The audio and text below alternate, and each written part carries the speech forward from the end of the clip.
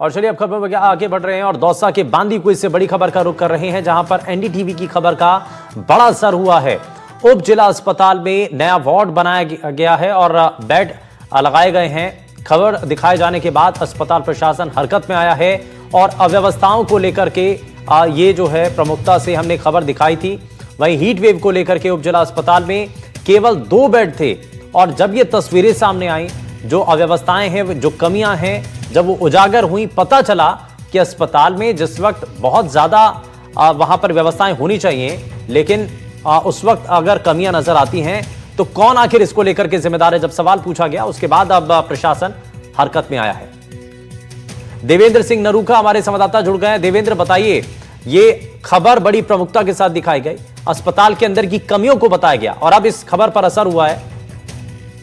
बिल्कुल शुभेंशु, मैं आपको बताना चाहूंगा कि एनडीटीवी की खबर का एक बड़ा असर हुआ है कि जहां पर दौसा जिले के जो बांदी को जो उप जिला अस्पताल है, इसके अंदर बीते दिन अनियमितताओं को दिखाते हुए, कमियों को दिखाते हुए एनडीटीवी ने प्रमुखता से इस खबर को दिखाया था, जिस पर अस्पताल प्रशासन अब जागा है और यहाँ पर जो वार्ड में जो 2 हीट वेव के जो 2 बेड थे, उसकी जगह अब एक नया वार्ड बनाया है। साथ के अंदर जहाँ पर एक एसी के भरोसे जहाँ 15 जो बेड पर मरीज थे, उनके लिए अब वहां पर कूलर की भी अलग से व्यवस्था की गई। सभी जो वार्ड है, करीब 3 से 4 वार्डों के अंदर अब नए कूलर की व्यवस्था की गई है। कहीं ना कहीं एनडीटीवी की खबर का ये बड़ा असर देखने को दौसा के बांदी कुएं में मिला है। जी शुभेंशु।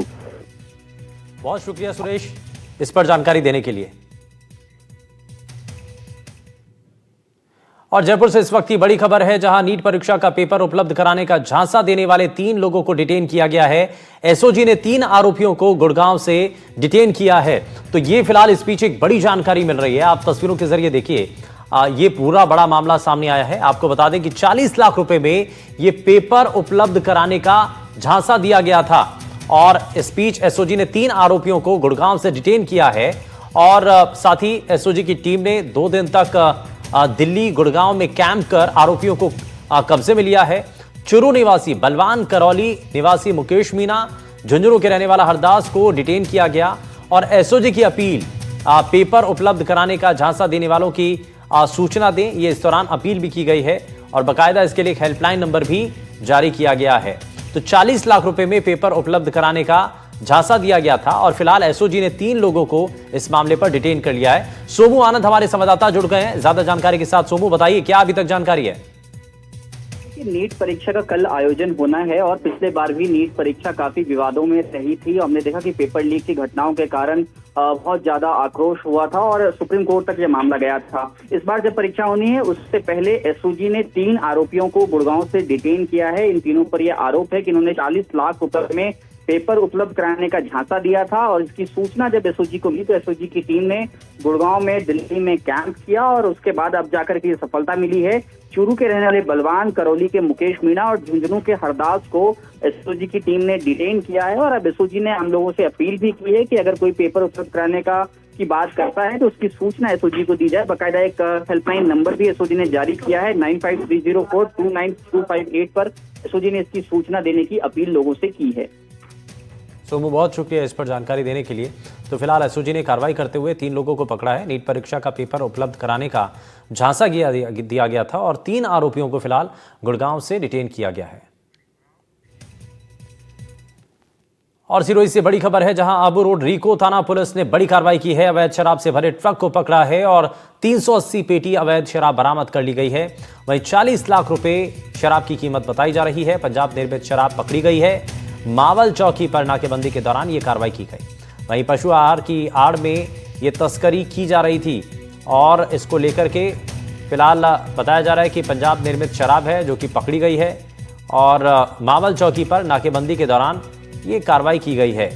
पशु आहार की आड़ में ये तस्करी की जा रही थी। तो इस बीच ये बड़ी जानकारी मिल रही है, जहां पर 380 पेटी अवैध शराब बरामद की गई है।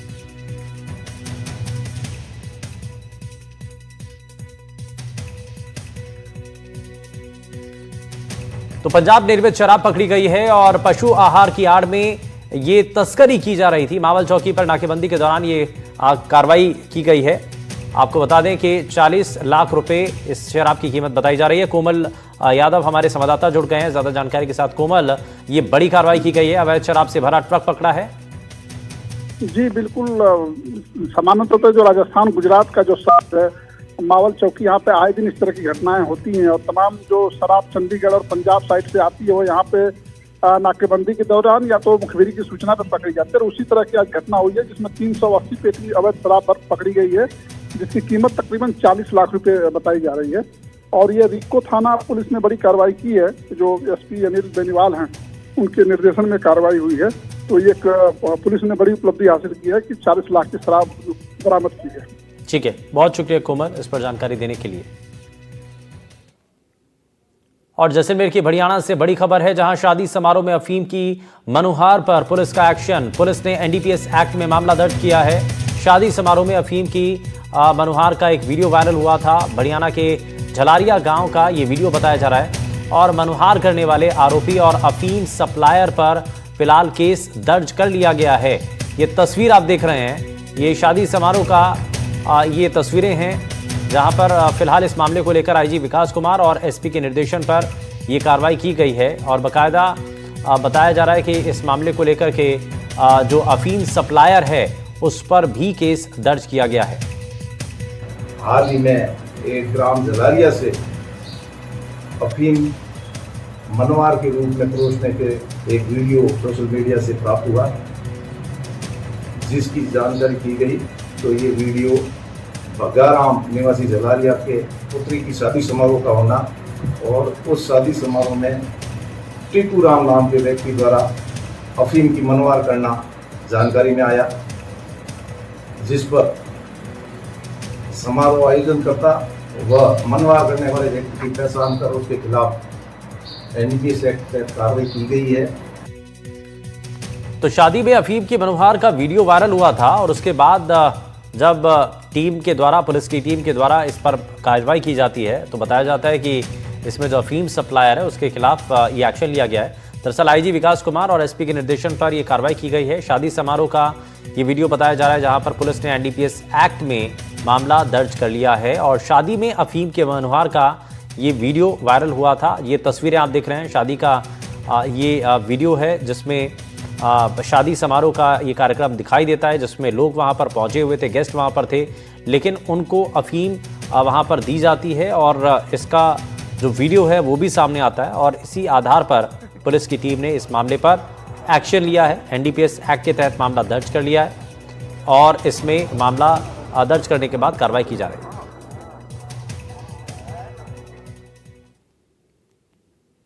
हनुमानगढ़ से बड़ी खबर है, जहां लिव इन रिलेशन में रह रहे जोड़े का खौफनाक अंत हुआ, जहां 50 वर्षीय अधेड़ ने 25 साल की महिला की हत्या कर दी। हत्या कर अधेड़ ने खुद को फांसी लगा ली।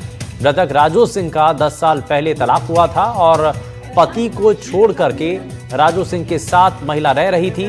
मृतक महिला गर्भवती बताई जा रही है और पुलिस ने शवों का जो पोस्टमार्टम कर परिजनों को सौंप दिया है और ये फिलहाल जानकारी इस बीच सामने आ रही है।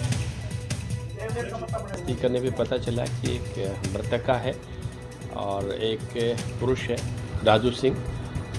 प्रथम दृष्टया से पता चला है कि उस राजू सिंह ने पहले इस लड़की की हत्या की है और उसके बाद खुद ने फांसी का फंदा लगा के आत्महत्या की है। और ऐसा पता चला है कि दोनों कई सालों से लिव रिलेशन में रह रहे थे। प्रथम दृष्टया ये भी प्रतीत हो रहा है कि महिला शायद प्रेग्नेंट है। दोनों का पोस्टमार्टम कराया जा रहा है और मृतक ने इसकी लड़की की हत्या करने के बाद में अपने रिश्तेदारों को फ़ोन भी किया कि मैंने लड़की की हत्या कर दी और मैं खुद भी अब मर रहा हूँ। और तो इसलिए प्रथम दृष्टया दोनों का ही जो है वो कार्रवाई की जा रही है।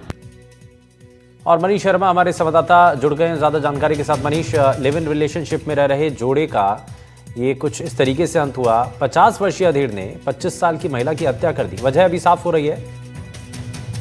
जी बिल्कुल, ये जो पूरा मामला है ये आज सुबह संग्रिया पुलिस को सूचना मिली थी, जिसके ऊपर सबसे तेज वक्त मैं जब तक मौके पर पहुंचे तो वहां पे घर के अंदर ढाबा क्षेत्र के गांव में घर के अंदर ये जो एक महिला का जो शव था वो जमीन पे पड़ा हुआ था।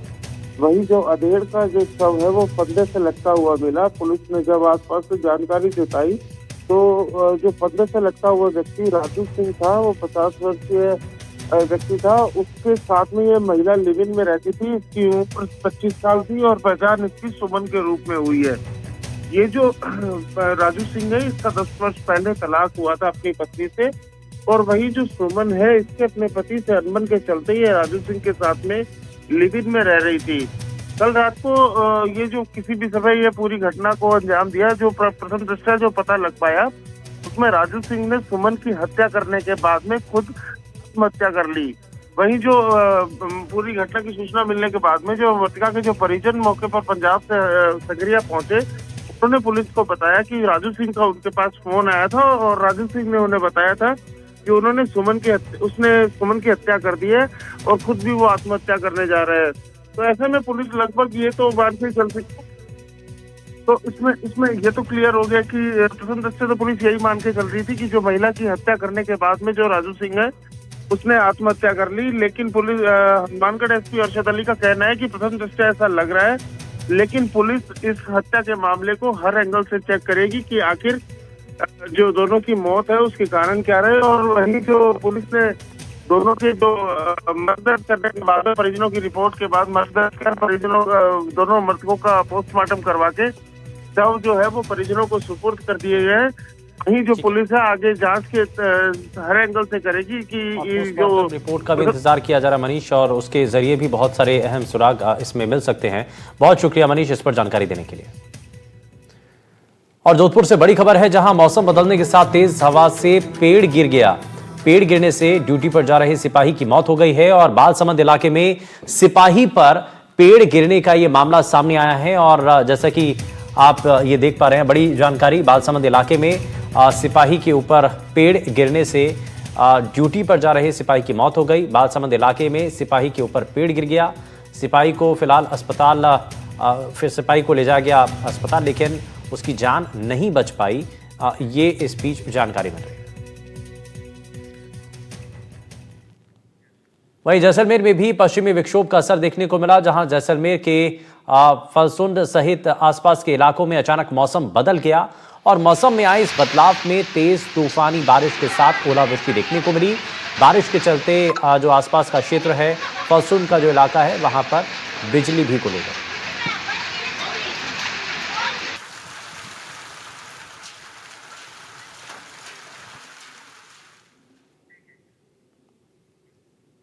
वहीं जम्मू कश्मीर के पहलगांव में हुए आतंकी हमले के बाद सुरक्षा एजेंसियां अलर्ट मोड पर हैं। देश के अलग अलग हिस्सों में रह रहे संदिग्ध लोगों पर नजर रखी जा रही है। राजस्थान में तो सरकार अवैध रूप से रह रहे विदेशी नागरिकों और संदिग्ध व्यक्तियों के खिलाफ सघन तलाशी अभियान चला रही है और नजर अवैध रूप से रह रहे बांग्लादेशियों पर है। एक रिपोर्ट आप देखिए।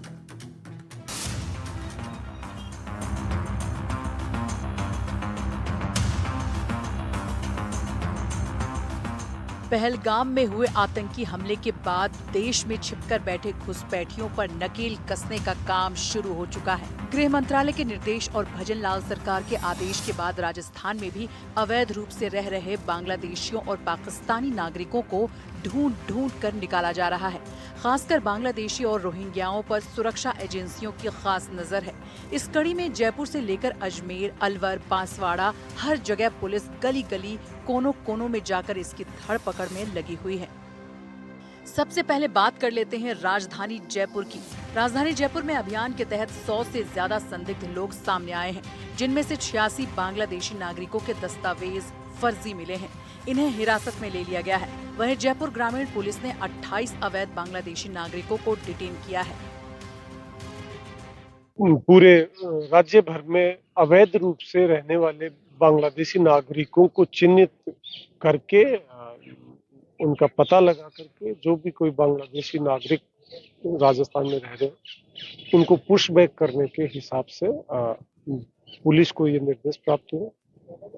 इसके तहत हमने 2 दिन से लगातार अभियान चला करके अवैध रूप से रहने वाले बांग्लादेशियों को चिन्हीकरण करने के लिए हमारी टीमें काम कर रही हैं।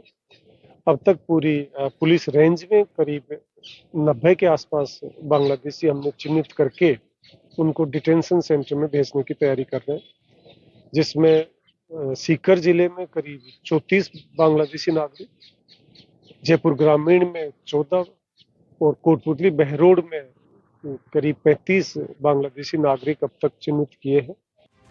ख्वाजा गरीब नवाज की धरती अजमेर में भी अवैध रूप से रह रहे विदेशी नागरिकों और संदिग्ध व्यक्तियों के विरुद्ध सघन तलाशी अभियान चलाया जा रहा है। इस दौरान 2151 संदिग्धों की पहचान की गई है, जिनमें 6 बांग्लादेशी नागरिकों को अवैध रूप से रहने के आरोप में डिटेन किया गया है। डोर टू डोर सर्वे भी चल रहा है और उसके साथ साथ जहाँ पर एक साथ मात्रा में कई सारी जगह पर इस तरीके से लोग रह रहे हैं जहाँ पर हमें ये लगता है कि शक की स्थिति है, तो वहाँ पर विशेष रूप से लोगों को साथ में वहाँ पर जाकर CIs के थ्रू या फिर थाने पर बुलाकर सघन चेकिंग जो है वो निरंतर की जा रही है और ये जारी रहेगी। यही नहीं, बांसवाड़ा में भी पुलिस लगातार एक्शन में है। गढ़ी थाना क्षेत्र के परतापुर कस्बे में पुलिस ने तलाशी अभियान चलाया है, जहां डोंगरी मोहल्ले में रह रहे लोगों के आधार कार्ड समेत अन्य दस्तावेजों की जांच की गई है। वहीं गुजरात पुलिस ने देर रात को राजस्थान गुजरात की सीमा पर स्थित गांव से एजेंट को पकड़ा है, जो कि बांग्लादेशी लोगों को अहमदाबाद में बसाता था। अवैध रूप से रह रहे पाकिस्तानी जो या तो शॉर्ट टर्म वीज़ा में या फिर विदाउट वीज़ा है, उन पर कार्रवाई की गई। ऐसा कोई संदिग्ध नहीं पाया गया। इसके अलावा बांग्लादेश से आए नागरिक जो अवैध रूप से यहाँ पर बसे हुए हों कोई भी इलाके में, उसको लेकर के सघन चेकिंग की जा रही है सभी थाना क्षेत्र में। कुछ संदिग्ध पकड़ में भी आए जिनसे पूछताछ की जा रही है। उसके पास इंडियन डॉक्यूमेंट्स भी हैं जैसे आधार कार्ड या वोटर कार्ड, परंतु पूछताछ की जा रही है कि कब आए, कैसे आए, क्या प्राप्त किया, क्या सिटीजनशिप है, क्या वास्तव में वो हिंदुस्तान के ही नागरिक हैं या फिर ये डॉक्यूमेंट जो है फर्जी तरीके से बनाया गया है। वहीं बांग्लादेशियों को वापस भेजने के लिए झुंझुनू पुलिस सक्रिय हो गई है। पुलिस संभावित जगहों जैसे कि कच्ची बस्ती, झुग्गी बस्ती आदि में जाकर सर्च अभियान चला रही है। इन बस्तियों में रहने वाले एक एक शख्स के दस्तावेजों की जांच की जा रही है। वहीं डीग पुलिस ने भी 17 टीमें गठित कर होटल, ईंट भट्टों, रेलवे स्टेशन और भीड़ भाड़ वाली कच्ची बस्तियों में अभियान चलाया है। पुलिस ने 107 स्थानों पर 496 लोगों के दस्तावेजों की जांच की। इन सब के अलावा पर्यटन स्थलों के साथ ही रेलवे स्टेशन और भीड़ भाड़ वाले इलाकों की सुरक्षा भी बढ़ा दी गई है। पुलिस प्रशासन मुस्तैद है। सोशल मीडिया पर भी निगरानी रखी जा रही है ताकि माहौल बिगाड़ने वालों पर त्वरित एक्शन हो सके। कुल मिलाकर पहलगाम हमले के बाद देश में बैठे घुसपैठियों को ढूंढ कर निकाला जा रहा है और उनका इलाज किया जा रहा है। Bureau report, NDTV Rajasthan. वहीं रणथंभौर दुर्ग स्थित त्रिनेत्र गणेश मंदिर आने जाने वाले श्रद्धालुओं के लिए टाइगर का मूवमेंट खतरा बना हुआ है। अब इससे श्रद्धालुओं में डर का माहौल भी है और एक बार फिर से त्रिनेत्र गणेश मंदिर मार्ग पर टाइगर मूवमेंट देखने को मिला है, जिससे लोग डरे हुए हैं।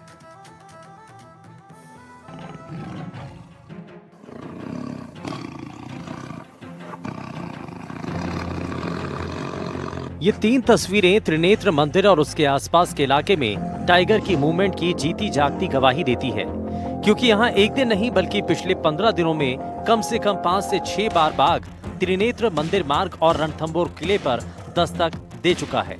और वो भी ऐसी नहीं कि बाघ रास्ते से निकल रहा हो, बल्कि बाघ मदमस्त चाल में कभी सड़क तो कभी दीवारों पर चलता हुआ नजर आया, मानो कह रहा हो कि ये उसका इलाका है, यहाँ से इंसान दूर रहे। सवाई माधोपुर के रणथंभौर नेशनल पार्क में स्थित त्रिनेत्र मंदिर मार्ग से फिर एक बार बाघ की दस्तक का वीडियो सामने आया, जहां एक बाघ अमरेश्वर महादेव के आगे सुरक्षा दीवार पर चहलकदमी करता दिखाई दिया। वाहनों से त्रिनेत्र गणेश मंदिर जाने वाले श्रद्धालुओं ने जब सुरक्षा दीवार पर टाइगर को देखा तो वो सहम गए। सफारी पर जाने वाले पर्यटकों ने सुरक्षा दीवार पर टाइगर को देख इसे अपने कैमरे में भी कैद कर लिया। यहाँ करीब 15 मिनट तक टाइगर का मूवमेंट बना रहा, जिसके बाद टाइगर ने जंगल का रुख किया।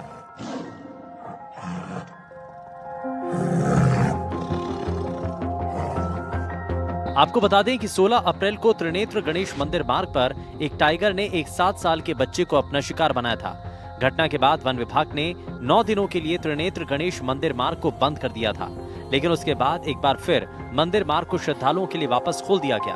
हालांकि इस बार वन विभाग ने पैदल और दोपहिया वाहनों से मंदिर जाने वाले श्रद्धालुओं के प्रवेश पर रोक लगा दी है। लेकिन जिस तरह से त्रिनेत्र मंदिर मार्ग और रणथंभौर दुर्ग में लगातार टाइगर मूवमेंट बना हुआ है, उसे देखकर श्रद्धालुओं के साथ अनहोनी की आशंका बनी हुई है। Bureau report, NDTV Rajasthan.